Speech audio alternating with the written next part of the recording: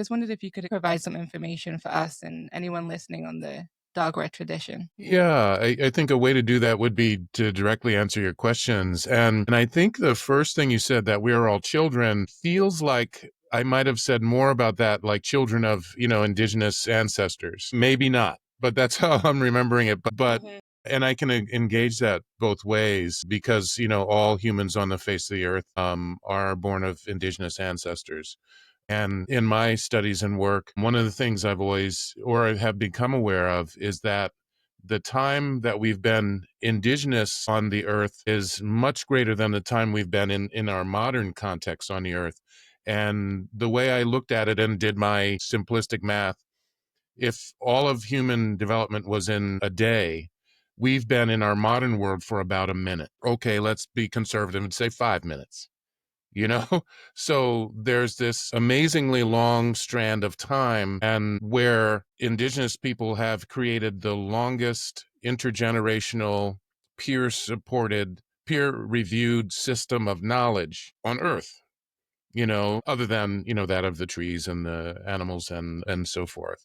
But so I think to look into our indigenous past and presence is of real importance to us, because we have tracked so many problems that have come out of the modern world. And I'm not here to say, that finding penicillin hasn't been cool or something like that. But I think there's a lot of critique we can have about the nature of our modern world and how we situate ourselves within it and how it affects us, how it has affected the earth. We could have probably another 2 to 3 hour conversation about all those problems that come out of, walking away from our awareness of the earth, awareness of spirit, awareness of nature, awareness of each other in certain ways, so that's kind of always a context within which I talk. So I think, so in that sense, to talk about this other part about, we're all children, we are still kind of learning our way on the earth right now. And I think we can have curiosity, and I'll even say humility, about how we look at the world around us, how we look at our indigenous past, and how we look at the indigenous presence on the earth, knowing that, and I believe the number is that indigenous people occupy 80% of the world's biodiversity.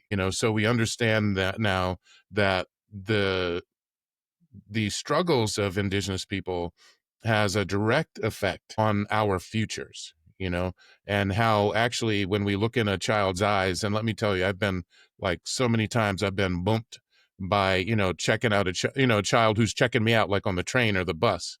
And it's like at this particular moment, I'm like, oh, you caught me. Okay. All right. I need to get clear about this moment that I'm in, because they'll be like, giving me the old eyeball. And, I take those as serious moments, because children knows things.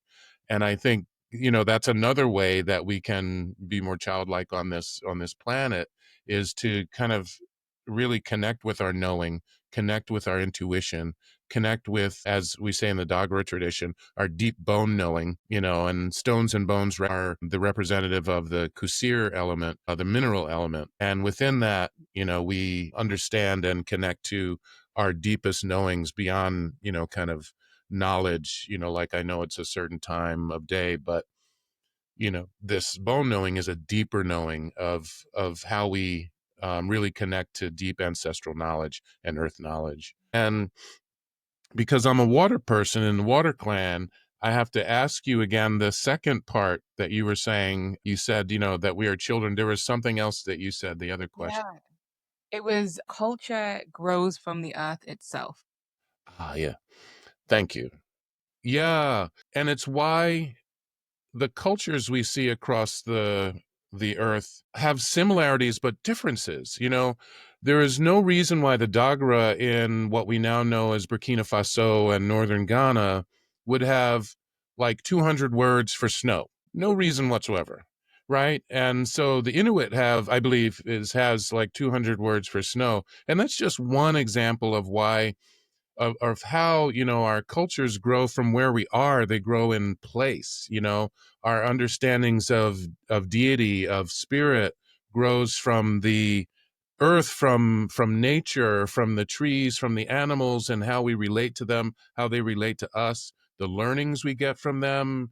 As far as I know, all the cultures I have studied and looked into have that understanding, like the Sami people, the indigenous, some of the indigenous people of Europe, have a deep connection to the forest and also to caribou.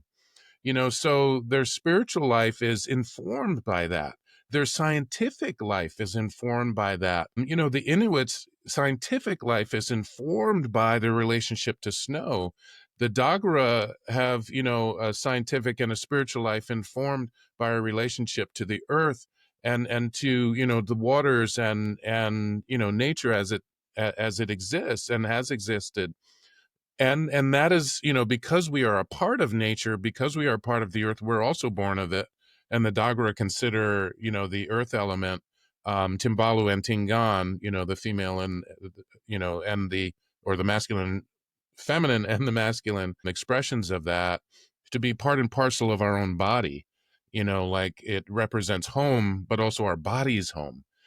So, it helps us understand who we are, how we see the world. And, particularly from the Dagara cosmology, it gives us a lens through which to understand the world around us and inside of us. So again, coming from that place, we understand certain things about the world.